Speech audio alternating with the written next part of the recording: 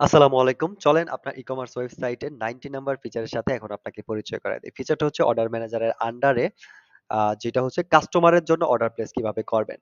আ বা কাস্টমার হয়ে order place করে দেওয়া বা অর্ডার রিসিভ করা, নিজে অর্ডার প্লেস করা। আচ্ছা চলেন আপনাকে আমি একটু খুলে বলি জিনিসটা ভালো বোঝেন। মনে করেন অনেক সময় হয় যে কাস্টমার ফোন দিয়ে অর্ডার দেয় যে, "ভাই এই প্রোডাক্টটা আমাকে লাগবে।" প্রোডাক্ট আইডি বা কোড আপনাকে বলল বা নাম বলল।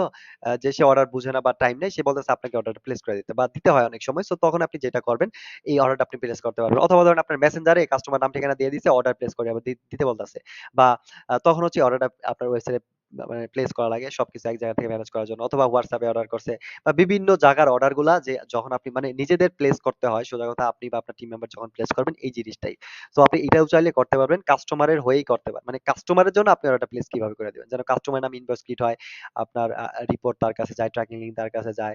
সবকিছুই তার অ্যাকাউন্টে অর্ডারটা সেভ হয়, সবকিছু হয়। বাট আপনি করবেন অর্ডারটা প্লেস, রাইট? এটা কিভাবে করবেন? আর ইভেন সবচেয়ে বড় কথা ধরেন আপনি যদি Facebook এ মার্কেটিং করে থাকলে আপনি যদি নিজে একটা অর্ডার প্লেস করেন এটা কিন্তু Facebook এ কাউন্ট করে ফেলায় পারচেজ হিসাবে বা একটা রেজাল্ট হিসাবে। ঠিক আছে? এড অ্যাকাউন্টে। ধরেন আপনার অর্ডার করছেন আপনি বাট Facebook ভাবে যে আচ্ছা কাস্টমার অর্ডার করছে আইছে। সো ওই ধরনের ইস্যু কিন্তু এটা হবে না, রাইট? আপনি অর্ডার করবেন Facebook এর কাছে এটা রিপোর্টও ওইভাবে যাবে না যে Facebook ভাবে ইটস ওকে এটা কাস্টমার অর্ডার করে নাই। এইভাবে এটা ডিজাইন করা। ওকে?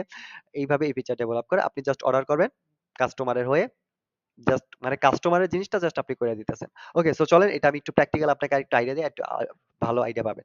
সো যেকোনো কারণেই হোক না কেন আমি ৩ টা উদাহরণ দিয়েছি। এছাড়া যেকোনো কারণে হোক আ অ ফোন কল হোক, WhatsApp কল হোক, মেসেঞ্জার কল হোক বা যেকোনো কারণে হোক কাস্টমার বুঝে না এইজন্য নিজের অর্ডার করে দেবে। এইজন্য হোক যেকোনো কারণেই হোক অর্ডার প্লেস করার জন্য আপনি যেটা করবেন এই দেখেন অর্ডার ম্যানেজারে নিচের দিকে দেখবেন নিউ অর্ডার প্লেস নামে একটা অপশন পাবেন। এটার মধ্যে হচ্ছে আপনি বা যে এটা অর্ডার প্লেস করতে চান এটার মধ্যে ক্লিক করবেন তাহলে যেটা হবে আপনাকে রিডাইরেক্ট করে আপনার ই-কমার্স ওয়েবসাইটের ফ্রন্ট প্যানেল বা কাস্টমার প্যানেল যেটা আছে এটাকে নিয়ে যাবে। এখানে আপনি সবগুলা প্রোডাক্ট পাবেন যে প্রোডাক্ট আপনি অর্ডার করতে চান। ঠিক আছে? ওই প্রোডাক্টটার ভিতরে ঢুকলেন বা যদি ওই ধরনের প্রোডাক্ট বক্স হয় আপনি বাইরে থেকে আ এড টু কার্ট বাটনে বা অর্ডার নাও বাটনে ক্লিক করে অর্ডার করতে পারেন। ঠিক আছে? সো আই থিংক ওই বিষয়গুলা এখন এক্সপ্লেইন নাই করলাম মানে বড় হয়ে যাবে ভিডিও। সো এখন মনে করেন আপনি এই প্রোডাক্ট অর্ডার করে দিবেন কাস্টমারের জন্য। সো এটা আপনি এড টু কার্টেও যোগ করতে পারেন, ব্যাগেও যোগ করতে পারেন। সো এই ২ টা বাটনের কাজ কিন্তু আমি কিন্তু সামনে আস্তে আলাদা, আলাদা এটা আমি এক্সপ্লেইন করব। বাট এখন ধরেন অর্ডার নাও বাটন এই ক্লিক করেই হচ্ছে অর্ডারটা করে ফেলি দ্রুত। সো এখন মনে করেন তার জন্য অর্ডার করে দিবেন কাস্টমারের জন্য। সো মনে করেন কাস্টমারের নাম হচ্ছে রহিম। ওকে, সরি।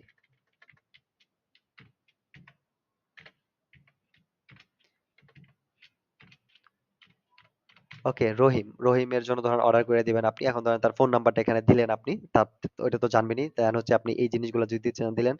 সো এখানে তার ঠিকানাটা লেখলেন। ওকে,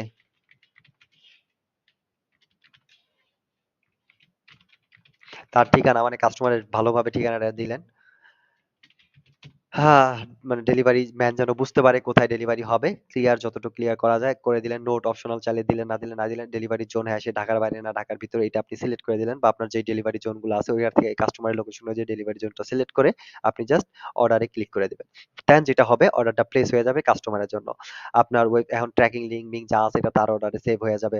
আর ওকে, সবকিছু হইলেও জাস্ট অর্ডারটা আপনি করলেন। দেখেন ইনভয়েস তার নামেই ক্রিয়েট হইছে, সবকিছু হইছে। সবচেয়ে বড় কথা এই নাম্বারে যদি আরো অর্ডার করা থাকতো যে এনালাইজিং এর যে ফিচারটা আছে এটা এখানে অ্যাক্টিভ হয়ে যাইত।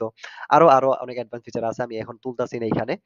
যেহেতু এটা আউট টপিক হয়ে যাবে। সো যাই হোক এটা গেল। এটা আমি নো প্রবলেম। আমি হচ্ছে এইটাই বলতেছি না বাট ডে বাই ডে আমি যেহেতু আপনাকে সবগুলা ফিচার একটা করে দেখাচ্ছি এটা আসবে। হয় হ্যাঁ, আসবে। আপনাকে ওইটাও জানাবো ডে বাই ডে। সো আপনি সাথেই থাকেন। ওইগুলাও জানতে পারবেন। তো আই থিংক এটা বুঝতে পারছেন। এভাবে আপনি আপনার জিনিসগুলাকে অর্ডার করবেন।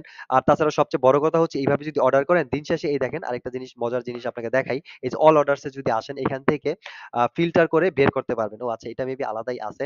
সো যাই হোক এটা হচ্ছে ফিল্টার করে বের করতে পারবেন যে কে কয়টা অর্ডার প্লেস করছে। কোন টিম মেম্বার। ধরেন এটা আমার এখানে কি আছে? আ সো আচ্ছা, যাই হোক ওইটা আমি পরে দেখাবো আলাদা। ঠিক আছে? অন্য কোনো ইয়ের মধ্যে। সো এইভাবে আপনি ফিল্টার করে দেখতে পারবেন যে কোন টিম মেম্বার কয়টা অর্ডার প্লেস করছে। ওকে? সো আর এভাবে আপনি কাস্টমারের জন্য অর্ডার প্লেস করবেন। আর এটা আই থিংক আবার ক্লিক করে ফেলাইছি আপনার হোম পেজে নিয়ে গেছে। ওকে?